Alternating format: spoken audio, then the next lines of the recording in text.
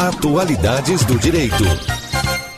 E no nosso bloco de Atualidades do Direito, vamos falar sobre um anteprojeto de lei sobre sociedade de advocacia individual. Sobre este assunto, a gente conversa com o Dr. José Horácio Ralfed Rezende Ribeiro, presidente do Instituto dos Advogados de São Paulo.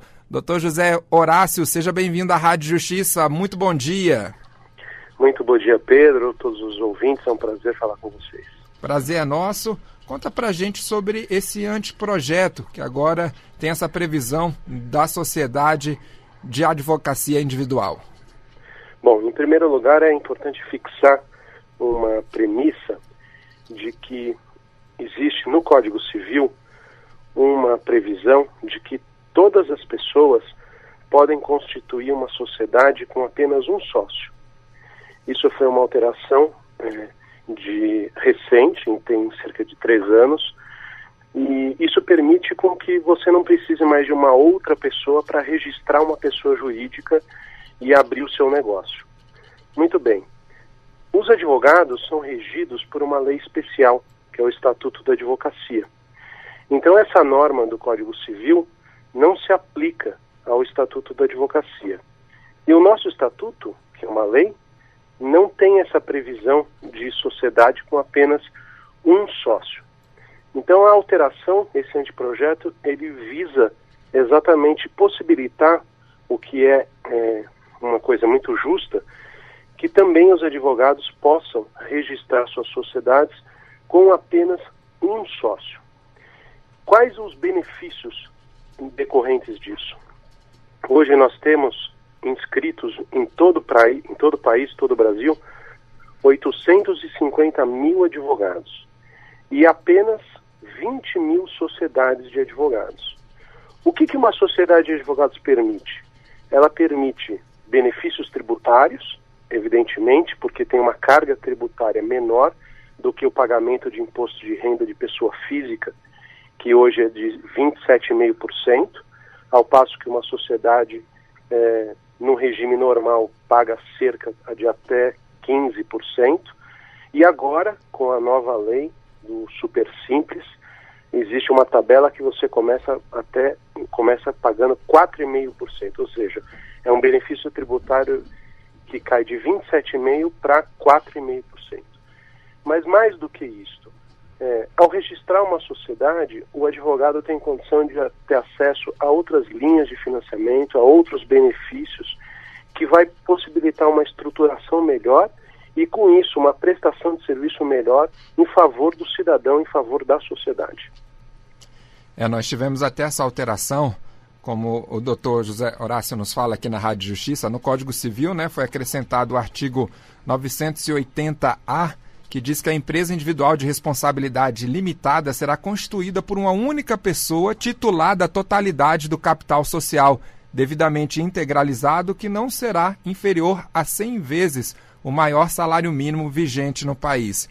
A tendência é acompanhar, então, essa mudança que foi feita no Código Civil? Com um detalhe, com relação ao capital social, não existe essa necessidade de manter esse valor de 100 salários mínimos. Por qual razão? Porque pelo Estatuto da Advocacia, pela lei que rege a profissão dos advogados, a responsabilidade do advogado é ilimitada. Então, independe do valor do capital social para ele responder pelos atos dele em relação a terceiros, aos clientes. Então, como o objetivo também do anteprojeto é fomentar a criação de novas sociedades, principalmente atendendo a grande maioria dos advogados que advogam sozinhos, criar um teto de 100 salários mínimos para a constituição de uma sociedade, sem dúvida seria um empecilho econômico, Então a ideia é que somente nesse ponto haja uma redução para em torno de 10 salários. Agora, quem não atua hoje como uma sociedade de advogados, individual, porque ainda não existe essa figura, atua como um advogado autônomo? Veja, para você poder exercer a profissão de advogado, é fundamental que você esteja inscrito regularmente na Ordem dos Advogados do Brasil. Esse é o requisito. Então, é nessa condição que ele continuará atuando. Agora, o ponto é, para fins de organização do seu trabalho, recebimento dos honorários, contratação de pessoas, tudo isso funciona de uma maneira melhor, menos onerosa, quando você tem uma pessoa jurídica, uma sociedade. Até o artigo 15 do Estatuto dos Advogados diz o seguinte: os advogados podem reunir-se em sociedade civil de prestação de serviço de advocacia na forma disciplinada nesta lei e no regulamento geral. O interessante é que é uma sociedade civil, né, que é a reunião dos advogados, e por outro lado, essa alteração que ocorreu no Código Civil é até uma alteração ligada mais à parte empresarial. Na verdade, o ponto fundamental é, há muito tempo se discutia na doutrina se essa sociedade de apenas um sócio, que é chamada de sociedade unipessoal, ela era possível ou não. Muito se discutia dizendo o seguinte: não, eu não teria condições de constituir uma sociedade sem um outro sócio.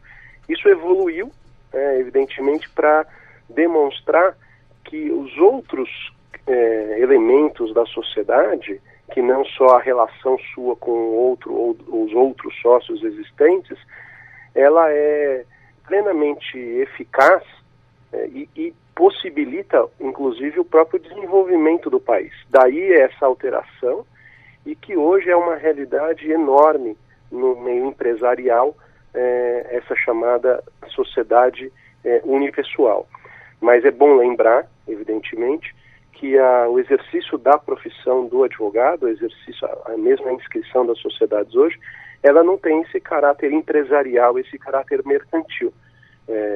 Evidentemente, é uma forma de organização muito mais eficiente e que possibilita, como eu já disse, que acho que esse é o ponto fundamental, uma prestação de serviço melhor, que será, sem dúvida, em favor do próprio cidadão e da sociedade. Nós estamos conversando com o Dr. José Horácio Halfed Rezende Ribeiro, é presidente do Instituto dos Advogados de São Paulo. Dr. José Horácio, eu gostaria de saber, hoje em dia se tem uma ideia se os jovens advogados eles estão preferindo ingressar em grandes escritórios ou montar seu próprio escritório. Se tem uma ideia hoje em dia de qual o caminho que eles estão seguindo de ter um escritório até mesmo individual para depois avançar ou migrando para os grandes escritórios? Pedro, eu agradeço essa pergunta porque ela é muito importante, porque ela exatamente mostra o quanto isso também vai incentivar os jovens advogados que estão ingressando no trabalho agora a terem a possibilidade, um incentivo de constituir as suas sociedades. Hoje, infelizmente, a maior parte daqueles que se formam buscam os concursos. Por qual razão? Segurança, né? O concurso permite um pagamento de um valor que no início de carreira é muito superior à média do que se poderia conseguir desenvolvendo uma advocacia individualmente, né? Além de outros benefícios como aposentadoria e uma maior estabilidade. Mas sem dúvida nenhuma, aqueles que decidem constituir o seu escritório e agora, a partir do momento que entrar em vigor essa alteração, vão poder constituí-lo individualmente, vão poder ter um horizonte e uma liberdade muito maior e, sem dúvida, alcançar objetivos que só a advocacia pode proporcionar. Porque o nosso país no mundo é um dos que tem mais advogados no mundo, então é importante se ter essa facilitação para a atuação no mercado.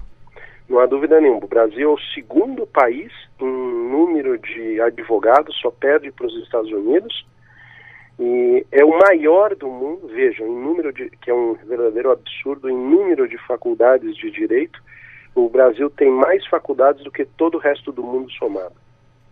Esse dado é impressionante, né? Se a gente somar grandes países como Estados Unidos, enfim, e outros do mundo, a gente percebe a quantidade de faculdades que tem no nosso país. E a tendência do mercado é só aumentar. Por isso, tem que se ter uma lei para facilitação do acesso do advogado também ao mercado. Não há dúvida nenhuma. E esse é um dos principais objetivos, somado àquele que eu realmente quero frisar, que isso, sem dúvida nenhuma, vai possibilitar uma prestação de serviço melhor para o cidadão e em benefício da sociedade. Agora o projeto, qual o caminho dele? Ele já foi encaminhado ao Conselho Federal da Ordem dos Advogados? Esse projeto nasceu no seio do Instituto dos Advogados de São Paulo. O Instituto esse ano completa 140 anos de existência. É a instituição jurídica mais antiga do estado de São Paulo e a segunda mais antiga do país.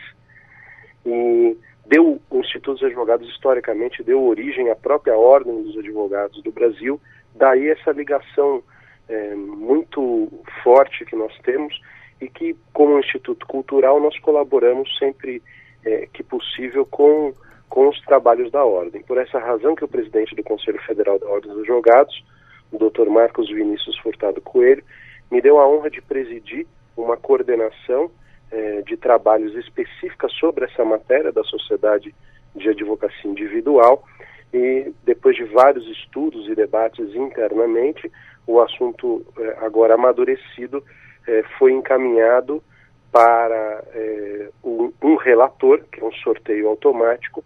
Esse relator é o conselheiro federal Guilherme Batóquio, que é um conselheiro federal de São Paulo, e que nas próximas sessões deve colocar o assunto para votação, e sendo aprovado, que eu tenho certeza que será, ele segue então para o Congresso Nacional, o qual nós já verificamos que existe uma enorme receptividade para a aprovação da matéria.